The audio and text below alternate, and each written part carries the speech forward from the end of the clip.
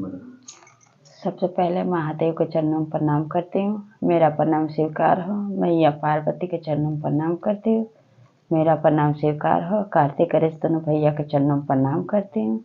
मेरा प्रणाम स्वीकार हो। आप सभी गुरु भाई बहन के चरणों में प्रणाम करती हूँ और महादेव से दया मांगती हूँ। हे महादेव, मेरे जितने गुरु भाई बहन हैं उन पर दया कीजिए, पल पल दया कीजिए। आज मैं आप लोग को जो कथा सुनाने जा रही हूँ वो एक माली और फूल की कथा सुनाने जा रही हूँ।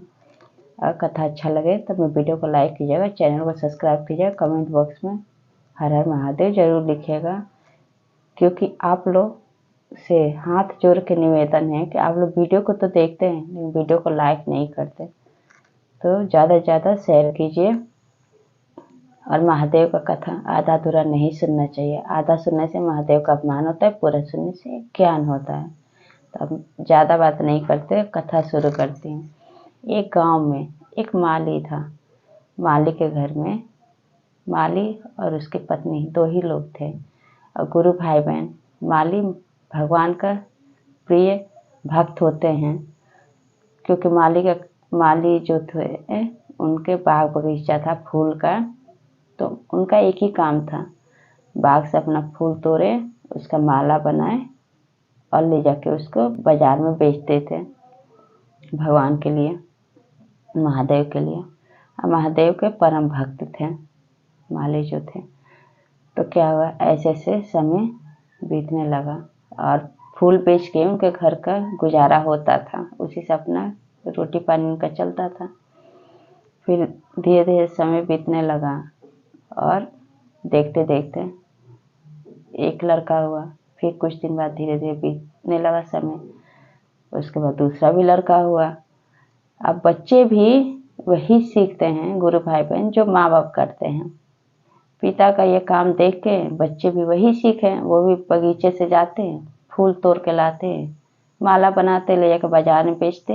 एक दिन की बात है कि माली के बड़े लड़के से फूल गिर जाता है, जमीन पे गिर जाता है। तो छोटा भाई कहता है कि भैया आप वो फूल मत उठाओ।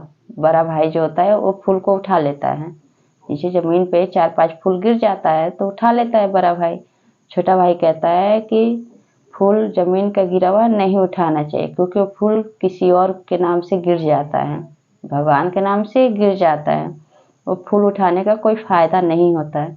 लेकिन बड़ा भाई डांटने लगता है, कहता है कि 4-5 फूल गिर गया है, इससे एक माला बन जाएगा, जो ही 20 रुपए की कमाई हो जाएगी हमारी। तो वो नहीं मानता है, उस फूल को माला बना देता है, बना के लेकर बाजार में बेच देता है। लेकिन छोटा भाई था, वो अच्छा था, वो धार्मिक इंसान था, वो महादेव को हमेशा अपना गुरु मानता था। उसका उनको ही नमन करके वो माला भी गिर जाता, जो भी फूल, तो वो नहीं उठाता था। दिल का बहुत अच्छा था। अब ऐसे धीरे धीरे समय बीतने लगा, दोनों भाई ऐसे करने लगे। जब दोनों भाई के समय पूरा हुआ, माली के दोनों बच्चों का जब समय पूरा हुआ, जब दोनों मरे, यमराज जी आए। तो एक को छोटा वाला जो लड़का था तो महादेव का शिव शिष्य था, उसको फूल के सेज पे लेके गया यमराज जी। और जो बड़ा वाला लड़का था उसको भी ले गया, दोनों को स्वर्ग ले गया। ऐसे घसीटते हुए ये जब दोनों भाई जाते हैं तो छोटा बेटे के लिए महादेव ऐसा किए रहते हैं कि वैसे ही बाग बगीचा, मकान, घर द्वार, नौकर चाकर सब भरा रहता है माली के छोटे बेटे के लिए। अब बड़ा बेटा कुछ किया ही नहीं रहता है, उसको क्या मिलता है, उसको कुछ नहीं मिलता है, क्योंकि वो एक फूल भी जमीन पे गिरता था तो वो भी उठा कर माला बेचता था। फिर क्या हुआ, कभी किसी को 1 रुपये नहीं देता था, छोटा बेटा देता था, किसी न किसी को दे देता था, किसी न किसी कोई भूखा भी आता खिलाता पिलाता था। धार्मिक किस्म का इंसान था। फिर एक दिन क्या होता है, स्वर्गलोक में बड़ा वाला जो माली का बेटा था इधर उधर घूम रहा है, भटक रहा है, उसको कुछ दूर दूर तक उसको कुछ नसीब नहीं हो रहा है। ये घूमते घूमते जाता है तो वहीं पे उसका छोटा भाई मिल जाता है। तो छोटा भाई को देखता है कि वो पूरा फूल के बगीचे में बैठा हुआ है, बाग बगीचा में घूम रहा है। तो छोटा भाई कहता है, और भैया आप कैसे हो? तो कहता है बड़ा भाई भाई मैं ठीक हूँ, तुम बताओ तुम कैसे हो? भैया मैं तो एकदम बढ़िया हूँ, मुझे तो पता नहीं चल रहा कि मैं स्वर्ग लोक में हूँ कि पृथ्वी पे हूँ, मुझे कुछ पता ही नहीं चल रहा है। कहता है बड़ा भाई ऐसा क्यों? कहता है कि भैया चलिए आपको मैं दिखाता हूँ मेरे पास क्या है। सब कुछ है मेरे घर में, घर भी है, बाग बगीचा फूल सब कुछ है। ऐसा लगता है कि जमीन हो चाहे आसमान हो दोनों एक जैसा है। बहुत अच्छा लग रहा है भैया, चलिए। लेकिन महादेव का ऐसा उस पर रहता है ना, ऐसा लॉक लगाते हैं उसको, ऐसा करंट दिए रहते हैं बड़े वाले मालिक के लड़के के ऊपर, को वहां से हिल ही नहीं पाता है, वहीं के वहीं खड़ा ही रहता है। तो कहता है कि मैं कैसे चलूँ, देखो मेरे को क्या हो गया, मैं यहाँ से जा ही नहीं पा रहा हूँ, एकदम यहीं पे लॉक लग गया हूँ। तो महादेव ऊपर से आकाशवाणी करते हैं।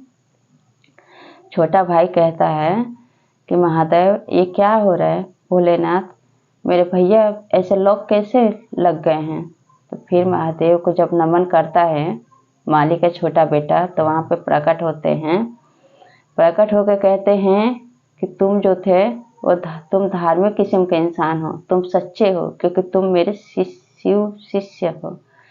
और ये है तुम्हारा छोटा भाई, तो ये कुछ नहीं करता था, इसके हिस्से में है एक पेड़ जो सड़ा हुआ फूल नाले में गिर गया था, वही बस इसके हिस्से में है, वही छोड़ा था इसने, नहीं तो वो भी अगर गिरा था जमीन पर तो उसको भी माला बना के बेच देता। तुम्हारे लाख समझाने पे भी ये नहीं माना। इसके हिस्से में जब कुछ है ही नहीं, जब इसने कुछ किया ही नहीं है जमीन पे, जब कुछ किसी को दिया ही नहीं है, एक फूल भी गिर जाता है भगवान के नाम से उसको भी बेच देता है 2 पैसे के लालच में, तो जब कुछ है ही नहीं तो कैसे क्या होगा? तो इसलिए गुरु भाई बहन कहते हैं कि जो जमीन पे गिर जाता है वो दूसरे के अंश के लिए हो जाता है, दूसरे के नाम से हो जाता है। तो ऐसा नहीं करना चाहिए गुरु भाई बहन, जो जमीन पे गिर जाता है उसको नहीं उठाना चाहिए। तो अब मैं आप लोग को एक सुंदर सी भजन सुनाने जा रही हूँ। मेरे सर पे रख दो भोले अपने ये दोनों हाथ, देना है तो दीजिए जन्म जन्म का साथ, देना है तो दीजिए जन्म जन्म का साथ। तो गुरु भाई बहन कथा और भजन आप लोग को कैसा लगा कमेंट बॉक्स में जरूर बताइए। और सब बोलिए हर हर महादेव, मैया पार्वती की जय।